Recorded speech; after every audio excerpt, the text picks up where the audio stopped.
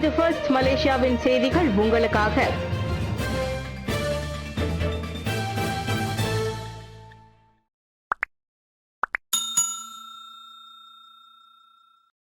JAC அறிக்கையின் நம்பகத்தன்மையை அமலாக்க தரப்பினர் விசாரிக்க வேண்டும்.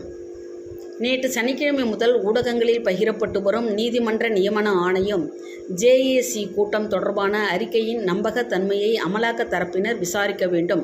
அந்த ஆவணம் சட்டப்பூர்வமானது மற்றும் இரகசியமானது என நிரூபிக்கப்பட்டால் அதனை வெளியிடுவது அல்லது பகிர்வது என்பது 1972ஆம் ஆண்டின் இரகசிய பாதுகாப்பு சட்டத்தின் கீழ் சட்ட நடவடிக்கைகளுக்கு வித்திடும் என்று தொடர்பு அமைச்சர் டத்தோ ஃபக்மே ஃபட்சில் தெரிவித்தார்.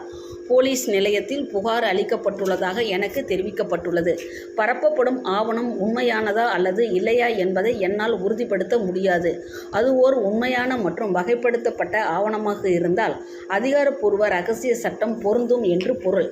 எனவே நாம் கவனமாக இருக்க வேண்டும். ஓர் ஆவணம் வகைப்படுத்தப்பட்டிருந்தால் அதை பரப்ப வேண்டாம் என்று நமது ஊடக நண்பர்களை கேட்டுக்கொள்கிறேன் என்றார் அவர்.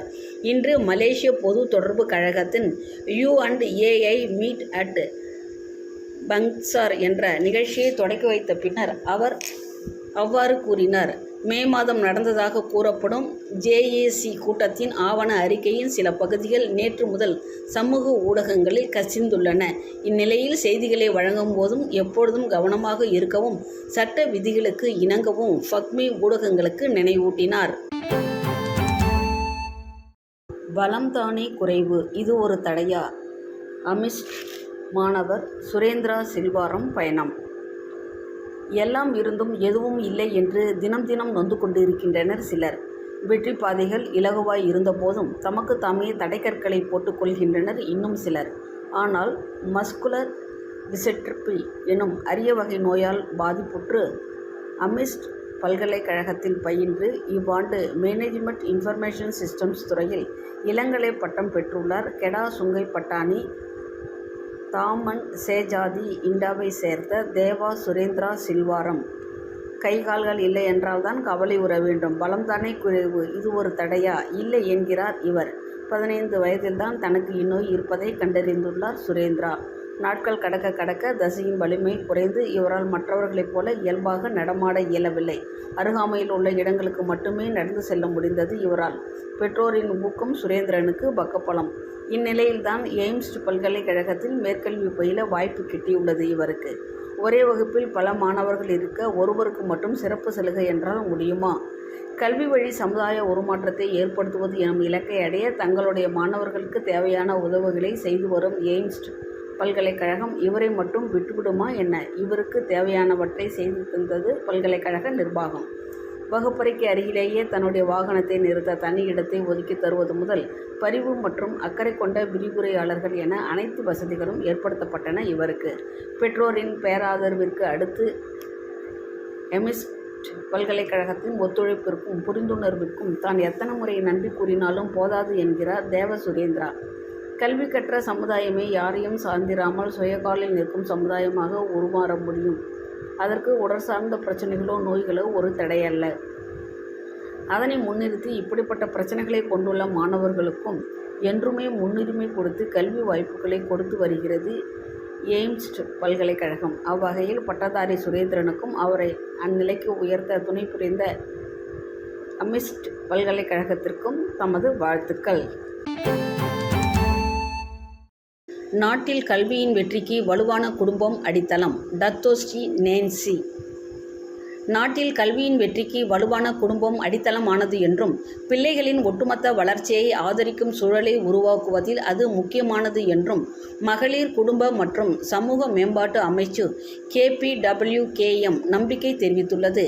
இந்த இலக்கை அடைவதில் பள்ளிகளில் குடும்பம் மற்றும் பெற்றோர் ஆதரவு திட்டங்களை செயல்படுத்துவதில் கூச்சிங் மாவட்ட கல்வி அலுவலகம் தனது அமைச்சுடன் நெருக்கமாக பணியாற்ற வேண்டும் என்று அதன் அமைச்சர் டத்தோ ஸ்ரீ நான்சி ஷுக்ரி பரிந்துரைத்துள்ளார். சந்து போங்கில் 7 இடைநிலை பள்ளிகளையும் 19 தொடக்க பள்ளிகளையும் உள்ளடக்கிய 26 பள்ளிகள் உள்ளன. P-193 நாடாளுமன்ற சேவை மையத்தில் உள்ளது. எனது குழுவுடன் சேர்ந்து மாணவர்கள் வசதியாகவும் உற்சாகமாகவும் படிக்கும் வகையில் அடிப்படை வசதிகள், கற்றல் நடவடிக்கைகள் மற்றும் பல்வேறு உதவிகள் வழங்கப்படுவதை உறுதி செய்ய கல்வி அமைச்சு மற்றும் சரவாக் மாநில கல்வித்துறையுடன் நாங்கள் எப்பொழுதும் பணியாற்றுகிறோம் என்றார் அவர். இன்று கூச்சிங் மாவட்ட கல்வி அலுவலகத்தின் 2024ஆம் ஆண்டு சிறந்த சேவை விருது நிகழ்ச்சியில் உரையாற்றும் போது சேந்துபேங்க் நாடாளுமன்ற உறுப்பினருமான நான்சி அவ்வாறு குறிப்பிட்டார். B40 குடும்பங்களைச் சேர்ந்த மாணவர்களுக்கு பள்ளி உபகரணங்கள், சிறு உபகார சம்பள உதவி, ஊக்குவிப்பு திட்டங்கள், இலக்கவியல், கல்வி அறிவு மற்றும் ஸ்டெம் துறைகளை வலுப்படுத்துவதன் மூலம் உதவுவதற்கான முயற்சிகளை தமது அமைச்சு தீவிரப்படுத்தி வருவதாக அவர் கூறினார். AI உருவாக்கியது என குறிப்பிடுவதை கட்டாயமாக்க அரசாங்கம் பரிசீலிக்கும். இவ்வாண்டு இறுதியில் நடைமுறைக்கு வரும் என்று எதிர்பார்க்கப்படும் 2024ஆம் ஆண்டு இணைய பாதுகாப்பு சட்டத்தின் கீழ் செயற்கை நுண்ணறிவு AI மூலம் உருவாக்கப்பட்ட உள்ளடக்கத்தை AI உருவாக்கியது என்று குறிப்பிடுவதை கட்டாயமாக்குவது குறித்து அரசாங்கம் பரிசீலித்து வருகிறது. மோசடி, அவதூறு பரப்புதல் மற்றும் ஆள் மாறாட்டம் போன்ற நோக்கங்களுக்காக பயன்படுத்தக்கூடிய, குறிப்பாக சமூக ஊடகங்களில் AI-யின் தவறான பயன்பாட்டை தடுக்க இந்நடவடிக்கை முக்கியமானது என்று தொடர்பு அமைச்சர் டத்தோ ஃபஹ்மி ஃபட்சில் கூறினார். பல சமூக ஊடக தளங்கள் தன்னார்வ முறையில் AI உள்ளடக்கத்தை குறிப்பிடுவதை செயல்படுத்த தொடங்கியுள்ளன.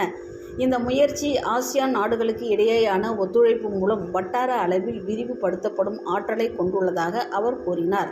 அதே வேளையில் அக்டோபரில் நடைபெறவிருக்கும் 47வது ஆசியான் உச்சநிலை மாநாட்டில் சமூக வலைதள பயன்பாடு குறித்த கோலாலம்பூர் பிரகடனம் ஒன்று முன்மொழியப்பட்டு ஆசியான் நாடுகளால் ஏற்றுக்கொள்ளப்படவிருக்கிறது. இது அனைத்து ஆசியான் நாடுகளுக்கும், குறிப்பாக சமூக ஊடகங்களில் AI மாற்றங்களை எதிர்கொள்ளவும் கையாளவும் அதிகமாகவோ அல்லது குறைவாகவோ ஒரே மாதிரியான வியூக உத்திகளை கடைபிடிக்க வாய்ப்பளிக்கிறது என்று அவர் குறிப்பிட்டார். AI உருவாக்கிய போலி காணொளிகள் மற்றும் புகைப்படங்கள் பரவுவது தொடர்பான வருத்தம் குறித்து கருத்து தெரிவித்த அவர், உலக அளவில் இதுவரை திருப்திகரமான கண்காணிப்பு வழிகாட்டுதல்கள் எதுவும் இல்லை என்று குறிப்பிட்டார். மலேசிய சாதனை புத்தகத்தின் 30ஆம் நிறைவாண்டு கொண்டாட்டம், சாதனையாளர்கள் கௌரவிப்பு. MBR எனப்படும் மலேசிய சாதனை புத்தகம் அதன் 30ஆம் நிறைவாண்டை தொட்டுள்ளது. அச்சாதனையை கொண்டாடும் வகையில் ரெக்கார்டு பிரேக்கிங் நைட் என்ற கருப்பொருளில் சிலாங்கூர் பெட்டாலிங் ஜயாவில் பிரம்மாண்ட இரவு விருந்துக்கு அண்மையில் ஏற்பாடு செய்யப்பட்டது. நாடு முழுவதிலும் இருந்து விளையாட்டு வீரர்கள், பிரபலங்கள், நிறுவன தலைவர்கள் மற்றும் சாதனையாளர்கள் உட்பட 800க்கும் மேற்பட்ட கௌரவ விருந்தினர்கள் அதில் கலந்து கொண்டனர். சிறப்பு விருந்தினராக தொடர்புத்துறை துணை அமைச்சர் தியோனி சிங் கலந்து கொண்டார். MBR தலைவர் டத்தோ ஸ்ரீ மைக்கேல் தியோவும் உடனிருந்தார். மலேசிய சாதனை புத்தகம் இதுவரை 17 பதிப்புகளில் 8800 சாதனைகளை அங்கீகரித்துள்ளதை தியோனி சிங் தமது உரையில் பாராட்டினார். விழாவில் சிறப்பு அம்சமாக பல்வேறு துறைகளில் தேசிய சாதனைகளை வைத்துள்ள 91 பேர் கௌரவிக்கப்பட்டனர். அதோடு எவரெஸ்ட் மலையேறிய முதல் மலேசியர் என்ற பெருமையை பெற்ற டத்தோ மகேந்திரன் உட்பட பல மலேசிய சாதனையாளர்களின் ஊக்கமளிக்கும் சிறப்பு நேர்காணல்கள் விழாவை மேலும் சிறப்பித்தன. அதே சமயம் ஆகஸ்டில் பெர்னாமாவில் ஒளிபரப்பாக உள்ள மலேசியா லூவார் பியாசா எனும் தொலைக்காட்சி தொடரின் முன்னோட்ட காட்சியும் விழாவில் திரையிடப்பட்டது. டத்தோ மகேந்திரன் உலகத்தரம் வாய்ந்த கோபுர ஓட்டப்பந்தய வீரர் சோவை சிங், SD ரோஷியம் போன்ற வெற்றிகரமான உள்ளூர் நிறுவனங்கள் உட்பட 30 முதல் 40 மலேசிய சாதனையாளர்களின் ஒரு சாதாரண பயணத் தொடராக இது ஒளியேறும். இத்தொடர் வெறும் பொழுதுபோக்கு அம்சம் மட்டுமல்ல, தங்கள் சாதனைகள் மூலம் நாட்டை பெருமைப்படுத்திய மலேசியர்களுக்கான ஓர் அங்கீகாரம் என துணை அமைச்சர் தியோனி சிங் தெரிவித்தார். 9 நாடாளுமன்ற உறுப்பினர்கள் மீது ஒழுங்கு நடவடிக்கை எடுக்க அடிலான் பரிசீலித்து வருகிறது. நீதித்துறை பிரச்சினைகள் தொடர்பாக அரச விசாரணை ஆணையம் RCI நிறுவப்பட வேண்டும் என்று கோரி செய்தியாளர்கள் சந்திப்பை மேற்கொண்டதால் தனது 9 நாடாளுமன்ற உறுப்பினர்கள் மீது ஒழுங்கு நடவடிக்கை எடுக்க வேண்டும் என்று முன்வைக்கப்பட்டிருக்கும் பரிந்துரையை அடிலான் கட்சி பரிசீலித்து வருகிறது. மேலும் அவர்கள் அனைவரும் தற்காலிகமாக இடைநீக்கம் செய்ய வேண்டும் என்ற கட்சி உறுப்பினர்களின் கோரிக்கையும் பரிசீலிக்கப்பட்டு வருவதாக அடிலானின் பொதுச் செயலாளர் டத்தோ டாக்டர் ஃபுசியா சாலே தெரிவித்தார். இன்னும் 2 வாரங்களில் நடைபெறவிருக்கும் மத்திய தலைமைத்துவ மன்ற கூட்டத்தில் இந்த வலியுறுத்தல் தொடர்பான அதிகாரப்பூர்வ அறிக்கை சமர்ப்பிக்கப்படும் என்று பெர்னாமா தொடர்பு கொண்டபோது அவர் கூறினார். இது தொடர்பாக பொதுச் செயலாளர் அலுவலகம் விசாரித்து மேல் நடவடிக்கை எடுக்கும் என்று அவர் குறிப்பிட்டார். நீதித்துறை நியமனங்கள் தொடர்பாக RCI மற்றும் நாடாளுமன்ற சிறப்பு தேர்வு செயற்குழுவை நிறுவுமாறு அடிலானின் முன்னாள் துணைத் தலைவர் டத்தோஸ்ரீ ரஃபிசி ரம்லி கடந்த திங்கட்கிழமை அரசாங்கத்தை வலியுறுத்தினார்.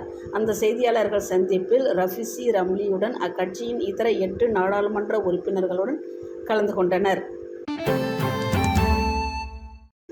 ஏழை மக்களுக்கு உணவளிக்கிறது ஆஷூரா நாள். இஸ்லாமிய மார்க்கத்தில் மொஹரம் மாதம் வரும் 10வது நாளான ஆஷூரா தினத்தில் வசதி குறைந்த மக்களுக்கு உதவிகள் வழங்குவது முதன்மை நோக்கமாகும்.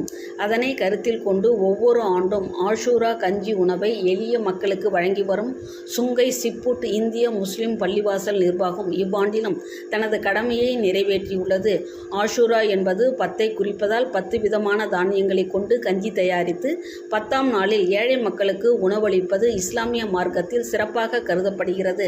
ஆகவே இந்நாளில் பல பகுதிகளில் வாழும் முஸ்லிம்கள் ஆஷூரா கஞ்சி விநியோக நிகழ்வை நடத்தி வருவதாகவும் சுங்கை சிப்புட்டில் இது மிகவும் பிரபலம் என்றும் அங்குள்ள இந்திய முஸ்லிம் பள்ளிவாசல் இமாம் உஸ்தாட் அல் ஹபீஸ் முகமது அலி சிடேக் கூறினார். சமூக ஒற்றுமையும் இல்லாதோருக்கு உணவை மட்டுமன்றி அன்பையும் பரிமாறிக்கொள்ளும் ஒரு நாளாக ஆஷூரா கஞ்சி வழங்கப்படுவதாக அவர் கூறினார். சுங்கை சிப்புட்டில் நடத்தப்படும் ஆஷூரா நிகழ்வில் இந்து, முஸ்லிம் மற்றும் சீன சமயங்களைச் சேர்ந்த சகோதரர்களும் பங்கேற்று சமய நல்லிணக்கத்தை பேணுவதாகவும் உஸ்தாட் குறிப்பிட்டார். ஹெலிகாப்டரின் பாகங்கள் நாளை அல்லது நாளை மறுநாள் மீட்கப்படலாம். கடந்த வியாழக்கிழமை ஜோகூர் கெலாங் பாதாவில் உள்ள சுங்கை பூலாயில் விழுந்து விபத்துக்குள்ளான அரச மலேசிய போலீஸ் படை PTRM-இன் ஹெலிகாப்டரின் சிதைவுகள் நாளை அல்லது நாளை மறுநாள் மீட்கப்படும் என்று எதிர்பார்க்கப்படுகிறது. இந்த பணியை மேற்கொள்வதற்கு அரச மலேசிய கடற்படை மற்றும் மலேசிய கடல்சார் அமலாக்க நிறுவனம் ஆகியவை தமது தரப்புக்கு உதவும் என்று உள்நாட்டு பாதுகாப்பு மற்றும் பொது அமைதித்துறை KDNKA-யின் வான் நடவடிக்கை குழு commander Dato Nor Shah Mohamad Jani தெரிவித்தார். ஹெலிகாப்டரில் அதன் தொடர்பு பதிவு சாதனம் இன்னும் இருக்கலாம் என்று அவர் கூறினார். அது தொடர்பு பதிவு சாதனம் இன்னும் விமானத்திலேயே இருக்கும் என்று நாங்கள் எதிர்பார்க்கிறோம். அது விமானத்திற்கு கீழ்ப்பகுதியில் இருக்கும் பணியாளர்களுக்கும் இடையிலான தொடர்பு இணைப்பு. கருப்பு பெட்டி இல்லை. அது வானில் இருப்பவர்களுக்கும் கீழே உள்ளவர்களுக்குமான தொடர்பு. அன்று என்ன வகையான தொடர்பு நடந்தது என்பதை பற்றி நாங்கள் கேட்க விரும்புகிறோம் என்றார் அவர். இன்று சுல்தான் அமீனா மருத்துவமனையில் ஹெலிகாப்டர் விபத்தினால் பாதிக்கப்பட்டவர்களை சந்தித்த பின்னர் நோர் ஷா முகமது செய்தியாளர்களிடம் பேசினார். இதனிடையே தீவிர சிகிச்சை பிரிவில் அனுமதிக்கப்பட்டிருக்கும் 2 உட்பட ஹெலிகாப்டர் விபத்தினால் பாதிக்கப்பட்ட 5 சீராக இருப்பதாக சுல்தான் அமீனா மருத்துவமனையின் துணை இயக்குனர் டாக்டர் C. மித்தேஷ் தெரிவித்தார். மற்றவர்கள் வழக்கமான சிகிச்சை அறையில் சீராக உள்ளனர். சிலருக்கு தீவிர சிகிச்சை தேவைப்படும் காயங்கள் உள்ளதால் இன்னும் எலும்பியல் நிபுணர்களின் கண்காணிப்பில் உள்ளனர். 5 சீராக உள்ளனர் என்று அவர் கூறினார். கடந்த வியாழக்கிழமை காலை மணி 9:51க்கு தஞ்சோங் குபாங் போலீஸ் நிலையத்திலிருந்து 4 பயணிகளுடன் புறப்பட்ட ஹெலிகாப்டர் சுங்கை பூலாயில் விபத்துக்கு உள்ளானது. கிழக்கு ஸ்பெயினில் கடும் புயல் எச்சரிக்கை. ஸ்பெயின் கட்டலோனியா கடற்கரை, அரகோனில் உள்ள சில பகுதிகள் உட்பட வலென்சியாவின் காஸ்டெல்லோனில் கனத்த மழையுடன் கூடிய புயல் காற்று வீசும் என்று எச்சரிக்கை நேற்றும் விடுக்கப்பட்டுள்ளது. எனவே பலத்த காற்று மற்றும் மின்னல் காரணமாக பயணங்களை தவிர்க்குமாறு கட்டலோனியாவின் வானிலை ஆய்வு நிறுவனம் பொதுமக்களுக்கு அறிவுறுத்தியது. கனமழையின் காரணமாக கட்டலோனியா மற்றும் காஸ்டெல்லோனில் உள்ள சாலைகள் வெள்ளத்தில் மூழ்கி இருந்ததை தீயணைப்பு வீரர்கள் வெளியிட்ட காணொலியில் காண முடிந்தது. அந்நாட்டின் 8 மாகாணங்களில் திடீர் வெள்ள அபாயம் அதிகம் இருப்பதாக ஸ்பெயின் வானிலை நிறுவனம் எச்சரித்திருந்தது. கட்டலோனியாவில் உள்ள அனைத்து உள்ளூர் மற்றும் வட்டார ரயில் சேவைகள் பல மணி நேரங்களுக்கு நிறுத்தி வைக்கப்பட்டுள்ளன. சூழ்நிலையை கையாள அவ்விரு பகுதிகளில் பாதுகாப்பு படையினர் தங்கள் பணிகளை மேற்கொள்வதிலிருந்து நிறுத்தி வைக்கப்பட்டிருந்தனர்.